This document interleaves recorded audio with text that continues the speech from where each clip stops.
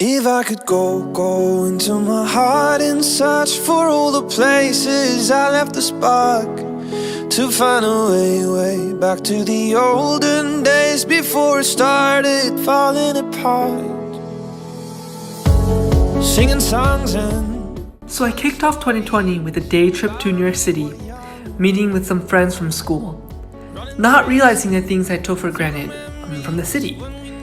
To start with, the bustling crowds from the city that never sleeps.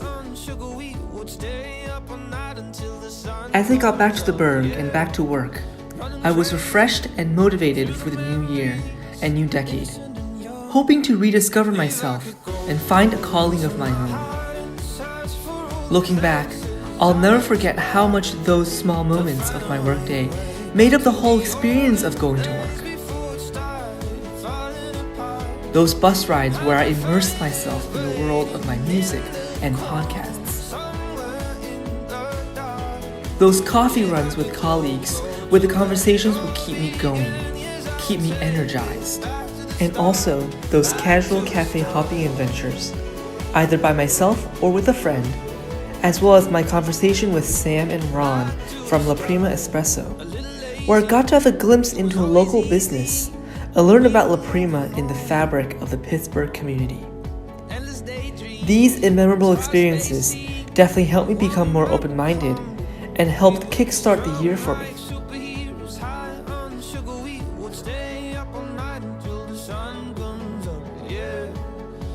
I continued working out at the gym, never realizing how much I took it for granted, and even started a new journey with dancing, likely the most crucial and transformative thing of my year. It became the most important thing in helping me discover myself, as I had intended for the year, and really dig into some of my mental space while finding a community of dancers to lean on, both figuratively and literally. It particularly helped me get through the impending quarantine and living alone. I honestly don't know how I would have gone through this time without dance.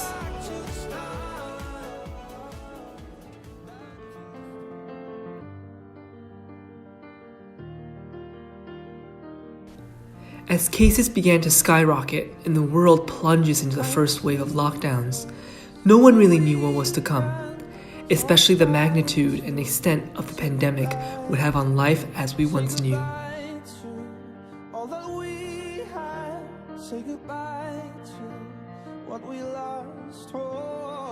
The cracks in our social systems, once thought to be unbreakable, started to widen, as individual after individual, business after business, community after community fall victim exponentially. For me, this was a time for much reflection and chance to explore hobbies and the more creative side of things. And like many during this time, there were a lot of walks, often with just my headphones and my thoughts, opening my ears to podcasts and my eyes to surrounding neighborhoods that I had otherwise passed by unknowingly in the past. March 16th, the last day I was working in the office. Will never forget it vividly.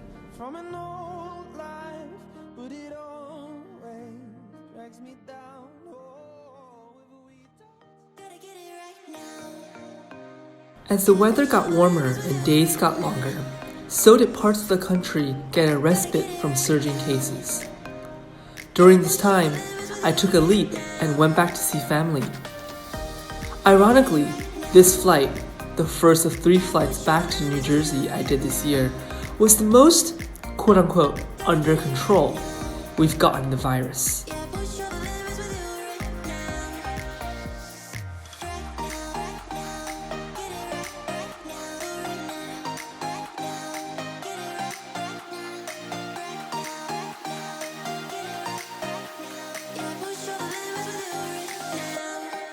It's almost unimaginable a year ago to say you would have elbow room right in the middle of Times Square.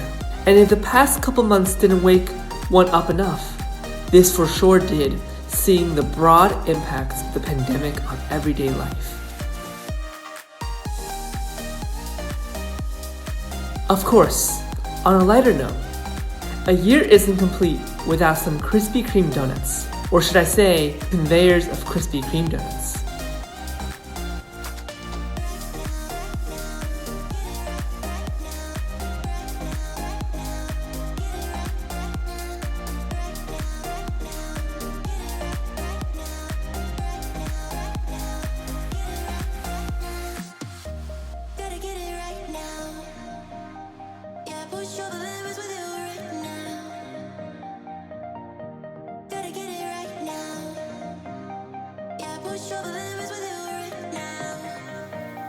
Later in the summer, I embarked on my 17-mile walk around the city of Pittsburgh, a truly 2020 quarantine experience that started out caffeinated and full of energy, but ended really squeezing my last cells of endurance and humbling me as an individual.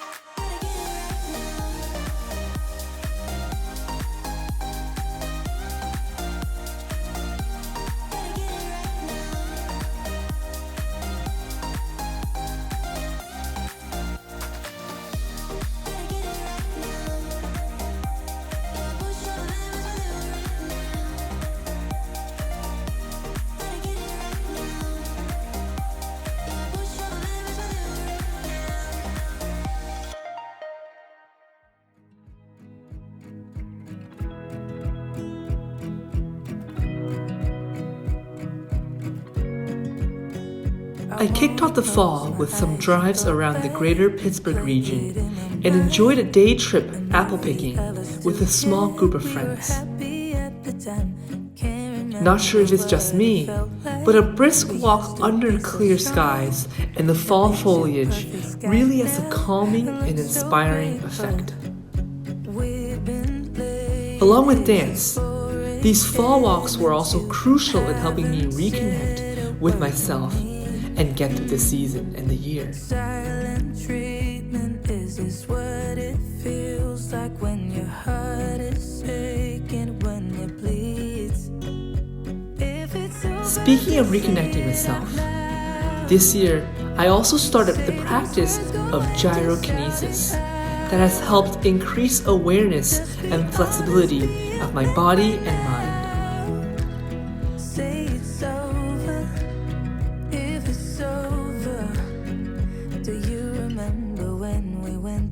Focusing the energy where the mind is and creating balance among the oppositions found all through life. So young and reckless, baby, you and I fit just like a glove, but I guess that's over now. Most of us started this year and decade with fresh plans and goals for ourselves.